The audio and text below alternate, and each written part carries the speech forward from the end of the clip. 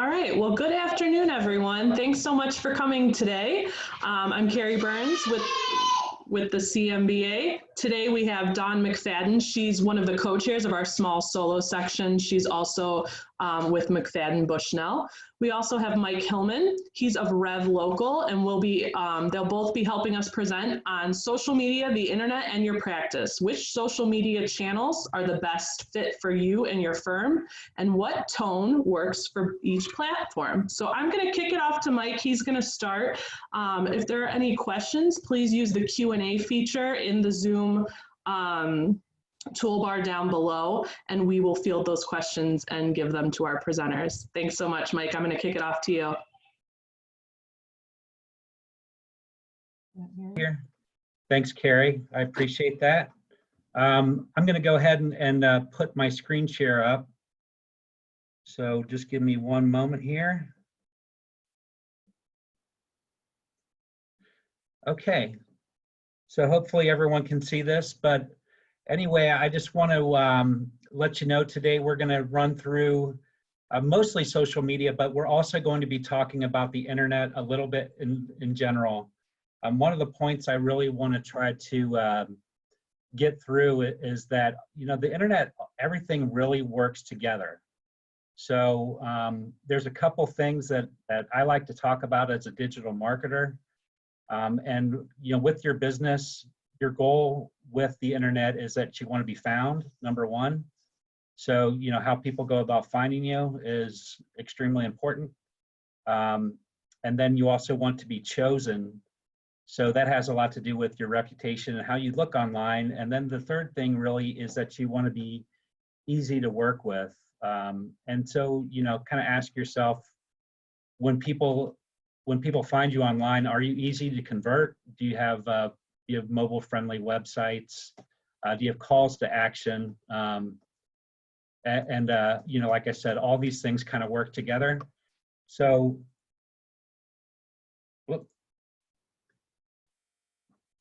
so anyway, having said all that, if you look at social media, you know, people have a tendency to go straight to Facebook and think that's all that there is with social media, and it's certainly not true. We're going to look at other platforms and other channels there and talk about you know, how they're different. And really, while we're going through this, ask yourself for your business which ones you think are most appropriate for you, and you know, pick a couple that you can work with. And the other thing is, like, different channels have different tones. So you can use multiple channels and speak to them in different ways. And we'll talk more about that as we go by too. That is me. I work for a company called Rev Local. I live here in Shaker Heights. My dog is scratching at my office door right now. So the joys of working from a home office. But anyway, I work for a company called Rev Local. And we are a full-service digital marketing agency. I live and work in my neighborhood here and kind of work around the Heights, but we're based out of Columbus, Ohio. We are a premier Google partner. Hold on one moment.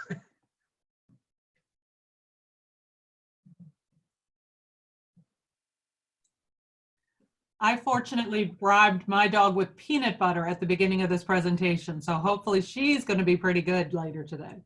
Yeah, she seems to be, she, I guess, is interested in the presentation. So anyway, thank you. So moving right along, what we're going to talk about today is a little bit about digital marketing in general. And like I said at the top, you know, how you get found on the internet. You know, there's an art to it. So I kind of want to run you through that just a little bit. And then we are going to get into the different social media platforms and discuss their differences, and again, talk about what tone you should take with each. And also how often you should post. It does differ from channel to channel. And then just speak to the differences between the different channels, like, you know, Facebook, Instagram, Twitter, LinkedIn, and stuff like that. So anyway, that's sort of what we're going to be discussing. Just to get into it, like I said, we really, one of the things that we talk about is getting found on the internet has a lot to, like your front door, if you think about it, the first thing that people are likely going to see is your Google My Business listing. And showing up on Google or Bing or Yelp has to do with something called citations. And the citations I'm talking about are actually good citations. So, we're not talking about like speeding tickets or other things that might land people in your office. What a citation really is being built out to different directories and different places across the internet with consistent information. And you want to feed that information on a monthly basis. And that gives you what the internet considers a citation. The thing about citations, what they do is they let Google, Bing, Yelp know that you're a good answer to whatever the question is. So just looking at local search, I would kind of like to talk about this a little bit. I think everyone's very familiar with this view, but if you look at the picture to the side, that is what Google refers to as a local search or the map and push pin section of Google. So showing up here is really a function of feeding Google's algorithm. And a big part of feeding that algorithm is to create citations for your business. Just to give you a little bit of the anatomy, like I said up top, that is the map and push pin section. Google creates a pin and drops it on your business.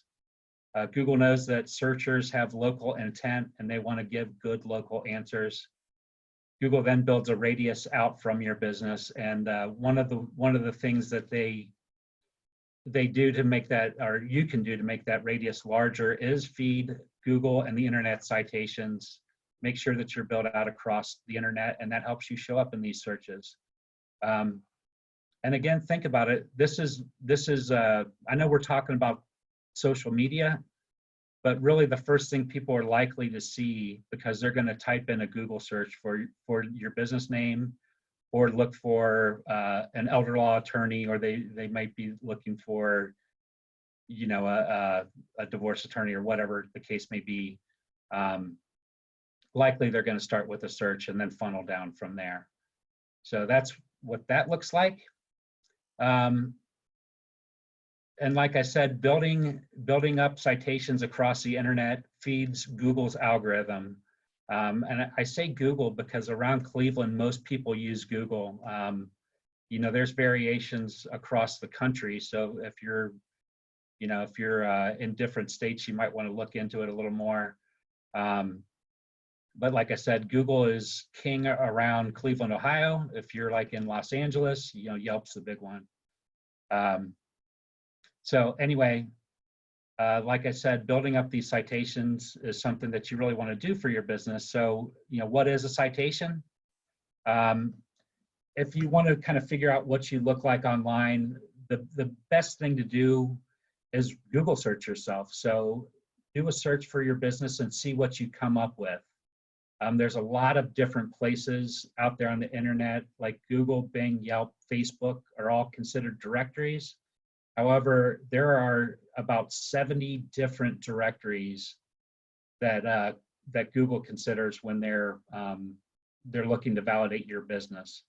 And the most important thing to consider here is that you want to have a consistent name, address, and phone number across all these, and then you want to build out the directories with good information about your business. So, it is a pretty daunting task, but if you look at legal, for instance, there are some places to start, and we kind of put these here just as suggestions. So if you're looking to build out some citations, you want to start with Google, Bing, Yelp, and make sure you have a really streamlined way for people to convert off of those search engines to your business. But you also want to consider, we threw up some of these industry-specific sites here, like Super Lawyers, and just make sure that your information's correct there. FindLaw, Best Lawyers, and lawyers.com. I think a lot of people are surprised when they search for themselves, all the misinformation that you can find out there. The internet uses bots that go around and pick information and place it.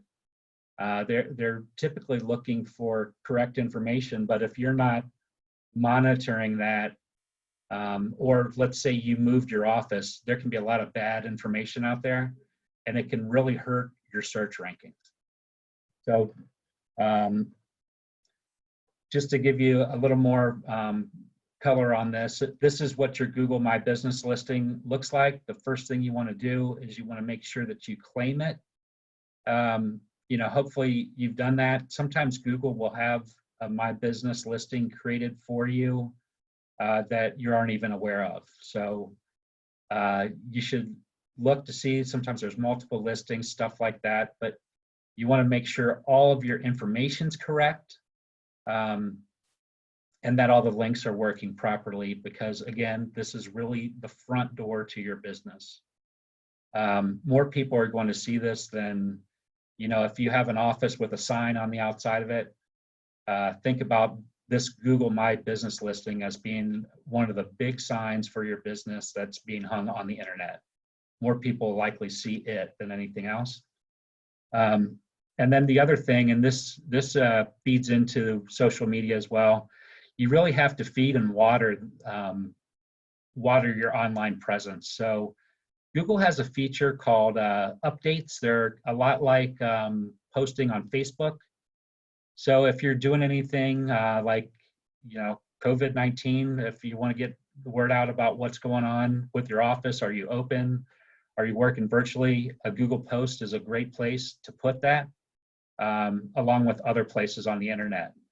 But like I said, I'm going to say it, one more time, Google is really the front door to your business when you talk about the internet. So you want to have good information there. Another thing, people read reviews on the internet, so make sure that you have, you're asking for reviews. Some people feel funny about asking for reviews, but you really shouldn't. People these days, one of the things that I think about is a lot of people shop on Amazon, and we're in a world where we are buying things that, at least me, I never thought I would buy like a pair of shoes off of the internet.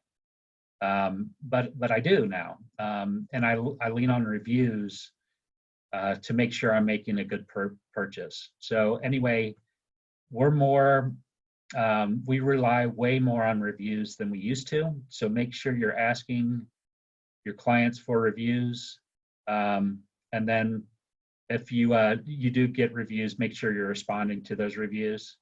The way I like to put that is, if somebody pays you a compliment in person, you would thank them. So, and it's really no different on the internet. The other thing about that, though, is Google likes to see you playing in their sandbox. So if you respond to the reviews, you're just adding another step into what Google likes to see you do, and it helps your business rank up. When somebody asks that question, I need an attorney to update my will near me, you're more likely to come back as an answer if you're doing all the things that Google likes you to do. And then another thing, Google has a Q&A section on your Google My Business listing. It's important to, if people do, I see it all the time, people ask questions and the business owner just doesn't know that there's a question there. So make it a point to look at those if you are getting questions, and certainly respond to them. It's just another way that you can work with your online presence, and it builds out your profile. So anyway, that's sort of my spiel on the front door part of it. I do want to say that being found is like when people have a need, they go to Google and they start searching for what they want. So really, it's important to show up there for what you do. And then when you come to social media is a very, very strong tool to support, to promote your business. In my opinion, though, it is a way to brand your business. You're largely speaking to people that you, unless you're doing paid advertising, you're largely speaking to people that you have captured already, and that you're throwing your messaging out to, you know, and making sure that they know that you're a trusted partner. But anyway, if you look at social media, there's some different channels we're going to be discussing today. The big one is Facebook. That's just about everybody has a Facebook account, unless you're, I don't know, 18 and under, I guess. My 14-year-old will have nothing to do with it. Instagram, YouTube, LinkedIn, and Twitter. And really, you know, think about your business and the messaging that you're trying to get out, and probably best to pick one or two and do them well, to start out with and get the feel for it. So how do you determine which sites you should be on? You know, the first line here, will the account represent your business, or is it a personal account? That really talks to LinkedIn and Facebook, but primarily Facebook. You know, on Facebook, you can, off of your personal page, you can create a business page. And I really recommend doing that, because one thing is, if you're posting a lot about your business and it's going to your family and friends, they're probably going to get real sick of you real fast, and they might even unfriend you. But the other thing is, if you have a business page, you can interact with groups, and it's really a good way to get your messaging out regarding your business. I'm going to skip the direct sales part. I probably should have taken that out, so I apologize. But the next line down is, what audience are you trying to reach? So ask yourself that question. You know, what are you trying to promote, and what's the demographic you're trying to hit? And that will really help you determine what tone to take and which channels to use. And then another thing is, how much time can you commit to posting? Social media, like I said, it's very important, but it's something that you have to engage in. It's a commitment. I do have some things that we'll talk about in here that can really save you some time, but making sure that you're posting on a good schedule, and that your messaging has a consistent, like when you go back and look at your posts, they should kind of tell a story rather than just being random. And those are things to think about. The next thing is, how established is your brand? Are you starting a new business, or have you been around for a long time? The other thing is, do you have a large community? Do you have a lot of people that follow your business on Facebook? One thing about, you know, Facebook and LinkedIn, I see a lot of businesses that throw a lot of content out on Facebook, and they have, you know, a very small community, and they're putting a lot of effort into talking to very few people. So building up your community makes your social media platforms a lot more powerful, and there's ways to do that. So that's something else to consider. Just a quick checklist. So if you're looking at social media, number one, you want to know your audience. So again, I want to reiterate, you want to think about who you're trying to talk to and really target them. You know, your content, and then you can also target neighborhoods. You know, paid advertising with social media is another way to go about it. It's a very powerful tool. Don't post and ghost. A lot of people do this. They'll put posts out, and they'll get reactions to them, and then they never go back and say, hey, yeah, answer that question, or thanks for your comment. It's a really good way to network. Once you get engagement with your post, going back and looking at what happens there is really, really important to this process. And you just don't want to leave people hanging. And then third, you can schedule your posts. There's a lot of different ways to do that. If you look at Facebook, it has a scheduling tool, and you can go through, like I recommend you use a scheduling tool, and you can lay out your post for the week or the month. And that way you can also stick to your marketing calendar and they go out consistently, and you can really get more engagement rather than just kind of running into your office and saying, oh, shoot, I haven't posted anything in 4 days. I've got to get some content out there. So anyway, going into knowing your audience, really you want to ask yourself some questions. Who are you going after? Are you looking at men, women, both? Where do they live? Where do they work? Because that's two different things. You know, if you're targeting people that live in the suburbs and work down, I guess we all kind of work from our homes now, huh? But if they're working downtown, you'd want to target both areas. And then how would you define their personality and characterize their traits so you can speak to what's important to them? And then finally, what do they want or need? So going back to that example, you know, a lot of people right now are sitting at home and they're thinking, wow, you know, there's a pandemic going on and I haven't updated my will. So, you know, they're doing that search, and you want to make sure that you're speaking to that if that's your part of, you know, the legal profession. You want to make sure that you show up when people are looking for that, and that you're putting content out on social media that speaks to that.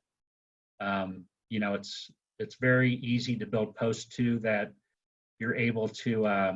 You want to make sure that you put something on there where people can convert. I don't think you want to come off too salesy, but it's always best to put some form that they can click and respond to you to. Don't post and ghost. I talked about this a little bit already. This happens a lot because we're in a very fast-paced world, and you know, we post stuff and sort of forget about it and we don't go back and look at it. It's a great way to increase your engagement, is to make it part of your habit to go back and look to see who's engaged in your posts, and then make sure that you're responding to them. Another thing, when you're posting, make sure that you have good content. You know, one thing that I always recommend is making sure that you have a graphic involved with your post. I see a lot of people that don't put a picture up, and you know what I do when I do my run through Facebook, I know that I have this tendency to just blow past those posts that don't have a picture. You know, we've probably all heard a picture's worth 1,000 words. If you can have an engaging graphic, it'll stop people and get them to engage in your post. And then thirdly, you know, we talk a lot about networking with businesses.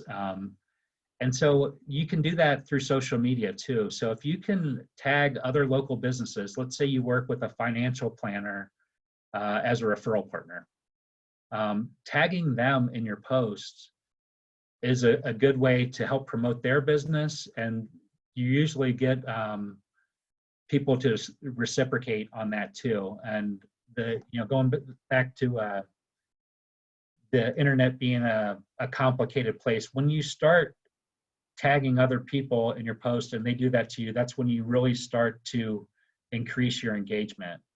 You know, we all hear things about people going viral. That's just a result of other people grabbing stuff and throwing the content out and out and out. So by engaging with, you know, people that you do business with and tagging them, it helps their business, and hopefully they turn around and do it for you. You know, it makes it a very, very effective tool for you.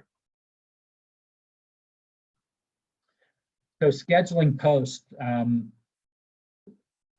you know, most businesses use a marketing calendar and they build it out. And what I see a lot is that people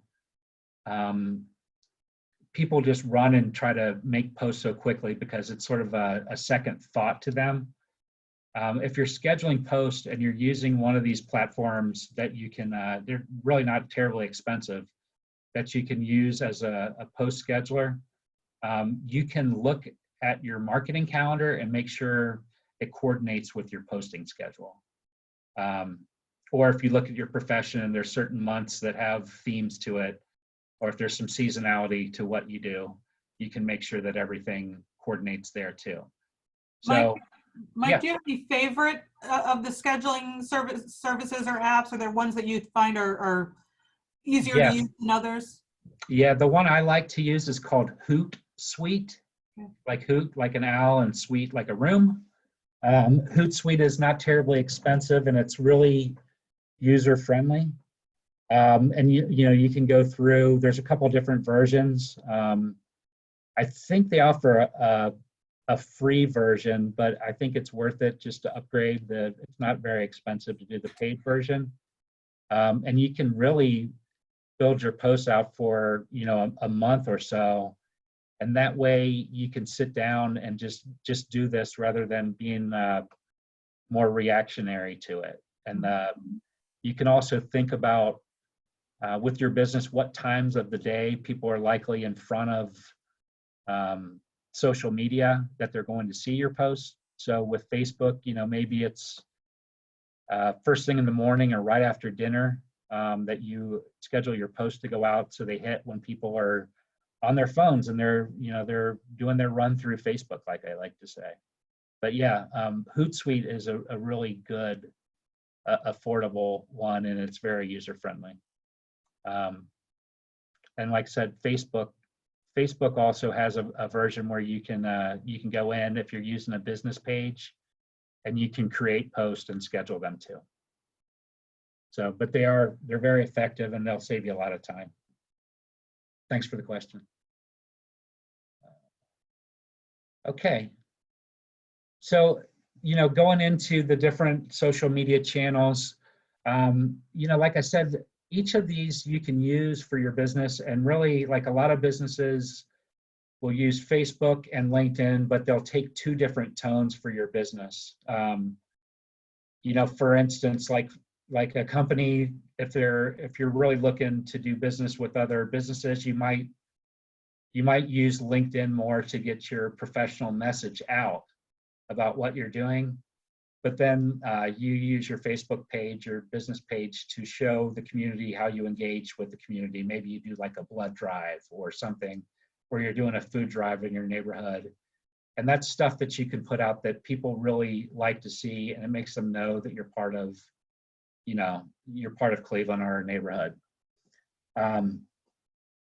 So, that's why I said there's different tones you can take with the different social media channels.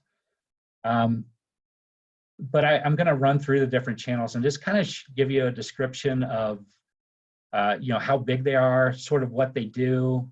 And one of the things is how long posts are relevant, and really how often you should post. So if you look at Facebook, Facebook is gigantic, and there's 2.2 billion users. People are on it all the time. My mother is turning 80 years old on Thursday, and she's on Facebook all the time. So it's something people use to communicate, and it goes across a lot of different generations. Now, when you get down towards, like I said, I have a 14-year-old daughter. She's not big on Facebook, but really, the people that you're looking for, Facebook is something that you can really use to get your brand out. It says here that a post is relevant for about 5 hours. There's different things you can do with those posts too. You can boost them if you need to. But consider your Facebook page too like a mini website. If you do have a business page, you can build that out so people can convert through that platform. So like I said, when you're creating your post, if you have a call to action, it can go in, they'll click on that and they can schedule an appointment with you right through Facebook. So it works very well. And at the bottom, like I said, every business should have Facebook. It's that big. Facebook is really everywhere. If you look at websites, almost everyone has a link to their Facebook page on their website. So what can you do on Facebook? I said before, you can boost posts. So if you get a post that is really performing well and you're getting a lot of engagement, you should consider boosting it so you can hit more people around that targeted area. Another place that you can generate reviews is through Facebook. It's just another great way to validate your business with customers. You know, clients look to make sure that they're dealing with somebody that's reputable. And so reviews, again, are very important there. You can engage with customers, depending on what kind of content you want to put out. Like right now, if you can put out some best practices about how you're dealing with being locked down with COVID-19, it's a great place to put it out and get your messaging out there. And then lastly, you can run ads on Facebook, and that's different than a boosted post. I run into a lot of people that think that a boosted post, because you do have to pay to boost it, is a paid advertisement, and that's not true. Running ads on Facebook, I think a highly effective way to get your message out right now. They're not terribly expensive, and you can really laser focus on the areas you're trying to hit and the message you're trying to get out. So if you don't have a big community on Facebook, but you want to be there, I would say that you should consider doing paid advertising. So that's Facebook. You know, if you look at Instagram, one of the things that I think a lot of people don't know is that Facebook owns Instagram. They bought it. I think a lot of people do realize that Instagram is a very visual platform. The posts last about 21 hours. So you should really post at least once a day if you're using this platform. But the other thing is, if you're posting on Facebook, like I said before, you want to have a nice picture to engage people.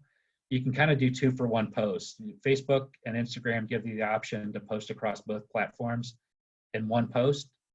And then another thing with Instagram, if you're using a hashtag, I used to always wonder, why are people using all these hashtags? And if you look at that, a hashtag could increase your engagement by 12.6%. So, discover some hashtags that really work for your industry. Think about your business. If you like update my will, hashtag update my will, or hashtag divorce, or whatever it is. But do a little research and make sure you're throwing a hashtag or 2 on there. It's not a best practice to put like 20 hashtags. I would say maximum 3 to 4 is a good number. So anyway, what can you do with Instagram? Well, like I said, it's very visual, so it's heavy on branding. You can really create brand awareness for what you do. If you look at, I like this picture that's represented here. So you have a family here that's going through a crisis, and so it's tagging that with custody, divorce, alimony, and other cases.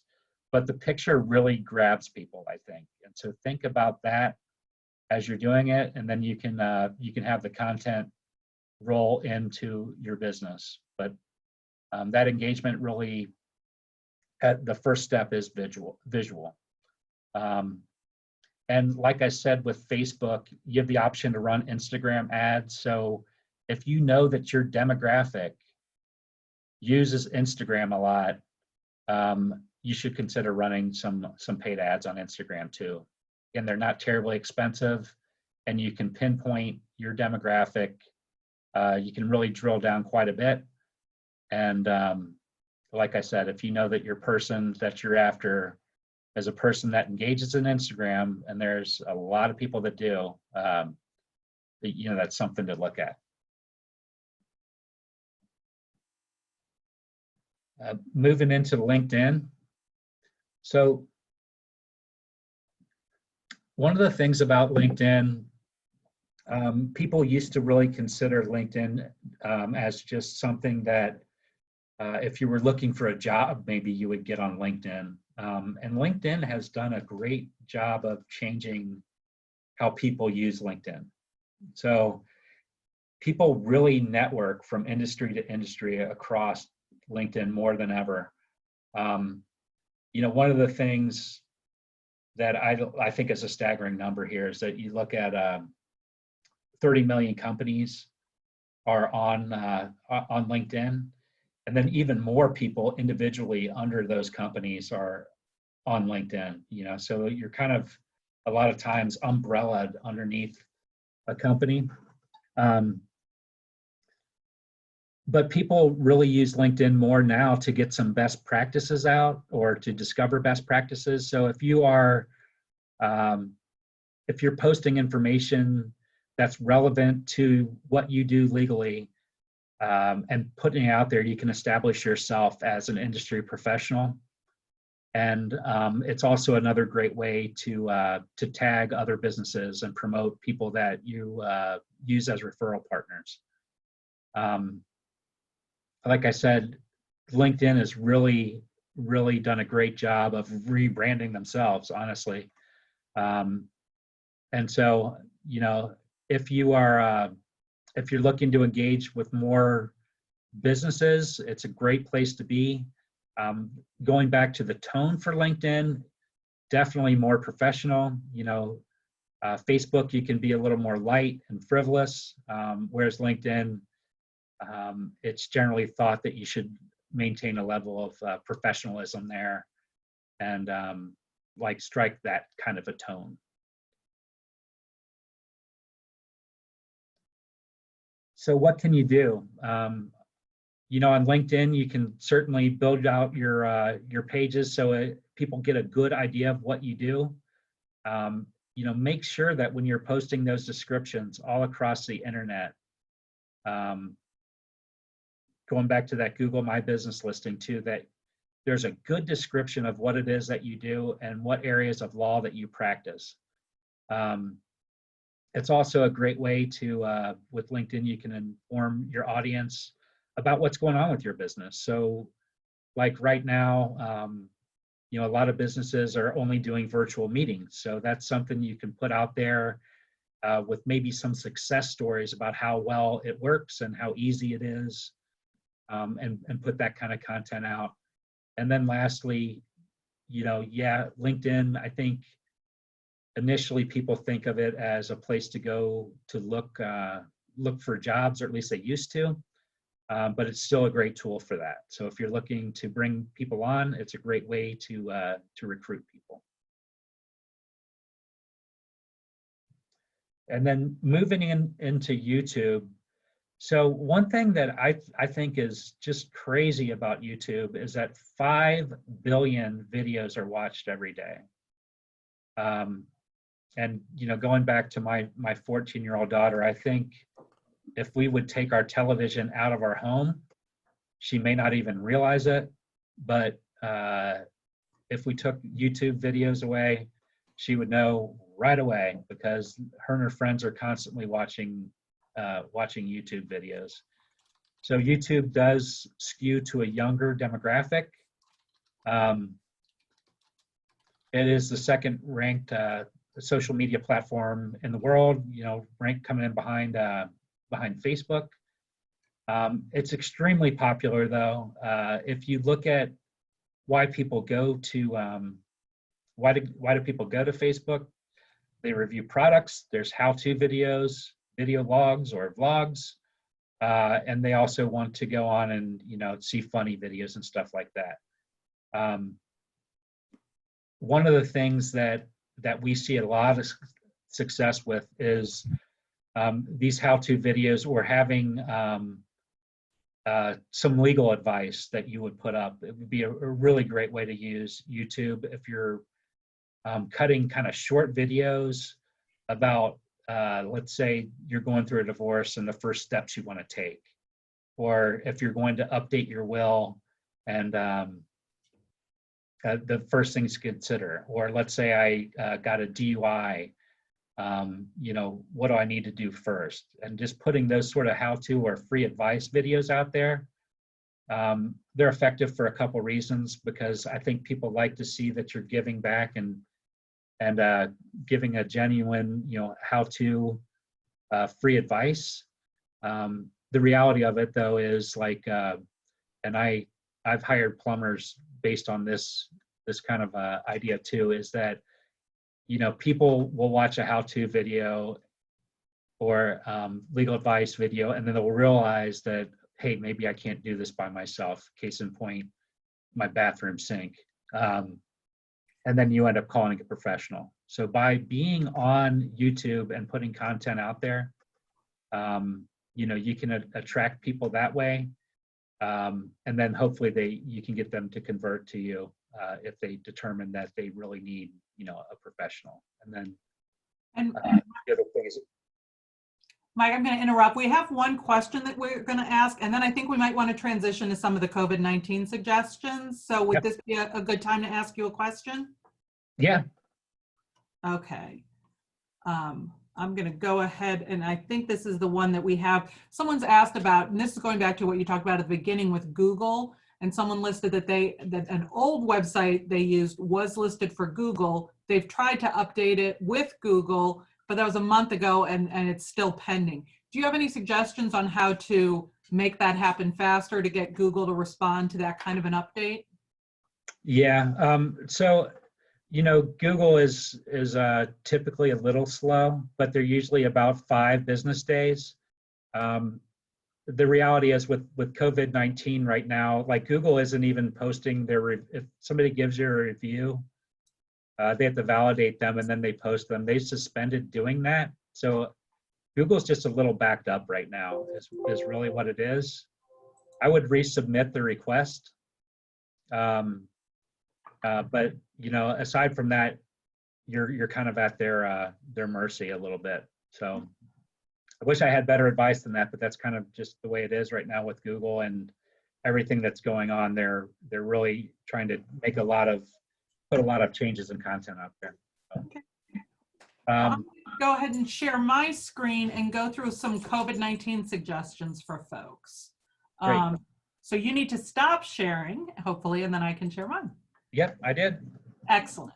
Let's see if I can get this right. Hold on.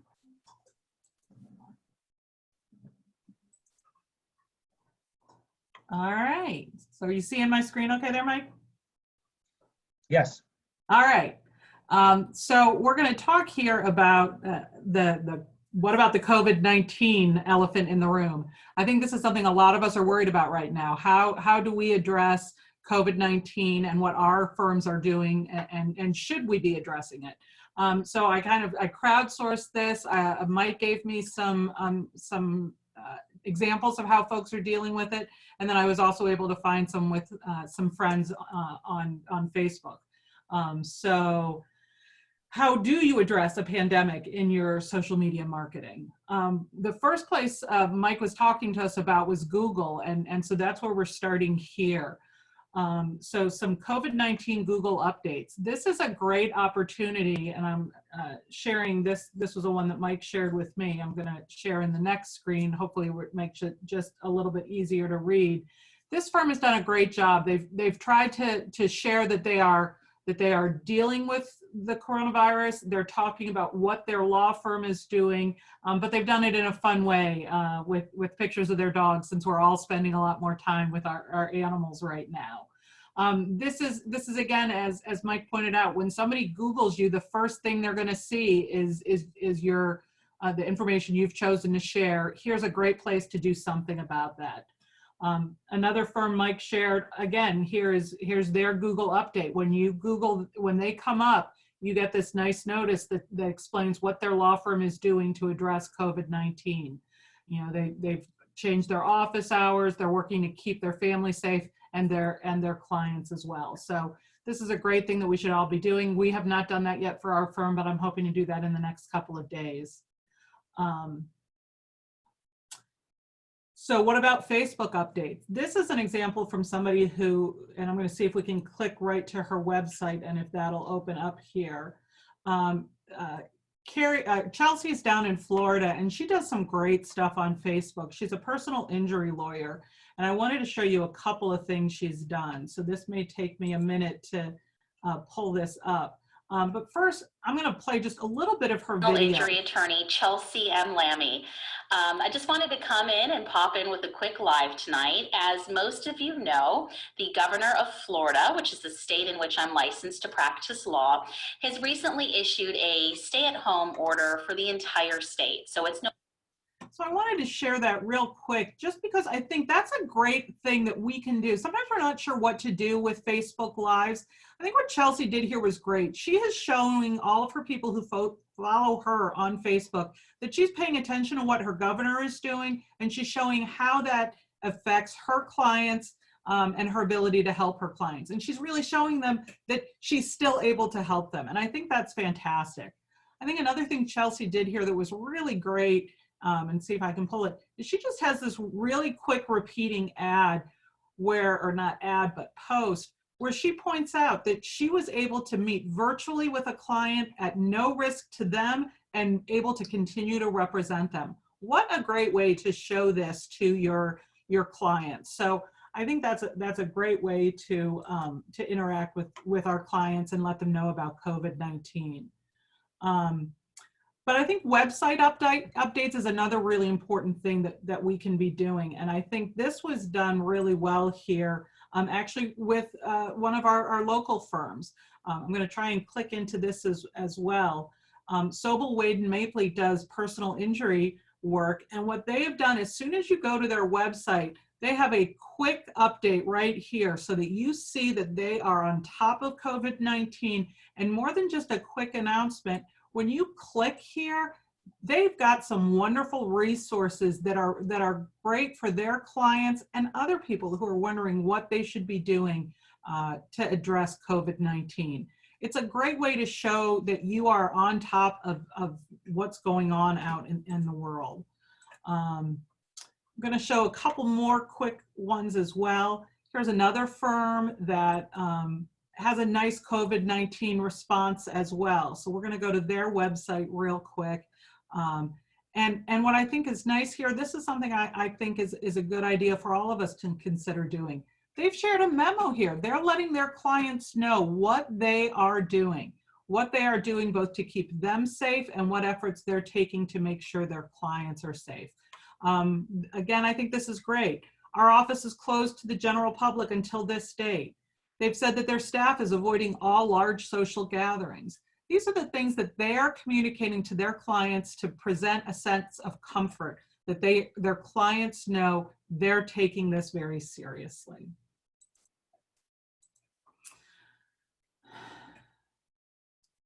So we've done something, but we've taken a minimal approach so far. Fortunately, we're really busy right now, and we want people to know that. We are still working with clients. We're able to do virtual and phone appointments. So right now, while we don't have a lot on our website, we've addressed it quickly and let folks know that they can still meet with us. And again, here's another law firm that I think what they've done that's very smart is if you roll down to their page, they actually, again, they have shared some really great case-specific or client-specific information dealing with COVID-19. This is what their Supreme Court has done. And then they're also saying if our clients are family law clients and they're dealing with strange behavior as a result of COVID-19, here's what we can do. Here's how we can make sure that we're taking advantage of helping our clients. So, sorry. Uh-oh. Give me 1 second there. I apologize. Oops. I apologize about that.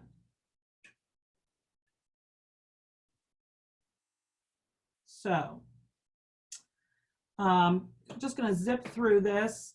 Blog posts are another great place that we can make sure that we are sharing information that's helpful for our clients. And this is another firm that's already got a number of blogs that are relevant for COVID-19.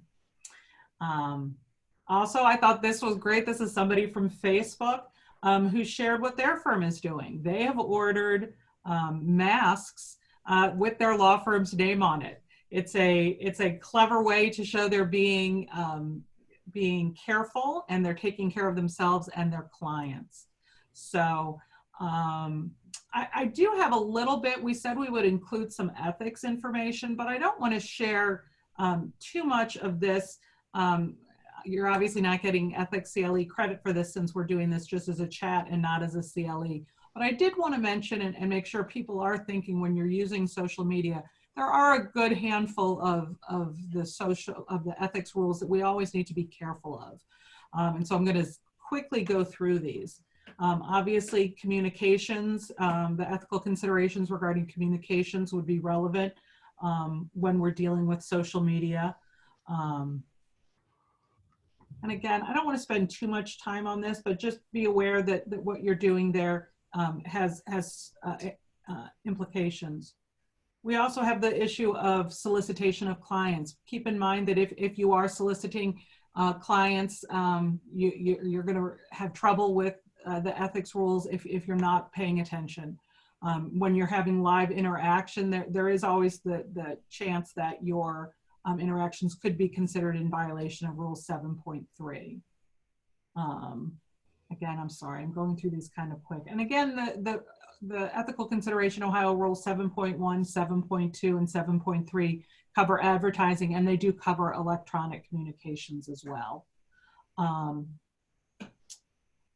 Advertisements, it's a good idea as you're engaging in advertising, as you're using social media, make sure you're going back and looking at the professional rules to make sure that you're not in trouble as far as that goes. So again, I'm not going to spend a lot of time going through these. I want to open us up to some questions at the end. So I'm just going to zip through this. And if people had some other questions about that, we could certainly talk about that. So I'm going to turn back over control so we can see if folks have questions. Yeah, hi, Dawn. This is Brennan here. I'm running the meeting.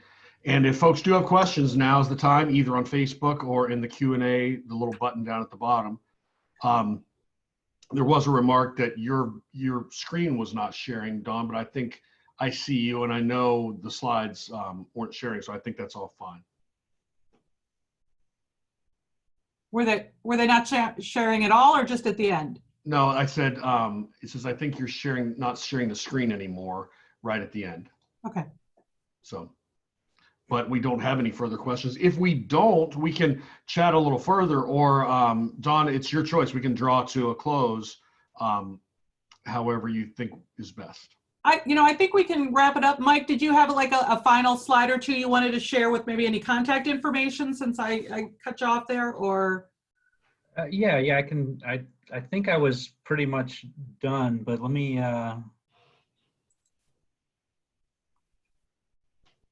see here. Yeah, I think I closed it out anyway. But, okay. I think I'm good. Well, I hope this was helpful for folks. I know that everyone's got a lot of stuff they're dealing with to get our law firms operating in response to COVID-19, but we just thought it'd be nice to share some information. Mike, thank you so much for taking the time and sharing that presentation with us. If folks have any questions afterwards, they can feel free to reach out to us, either through the Bar Association or reach out to us directly. Thank you.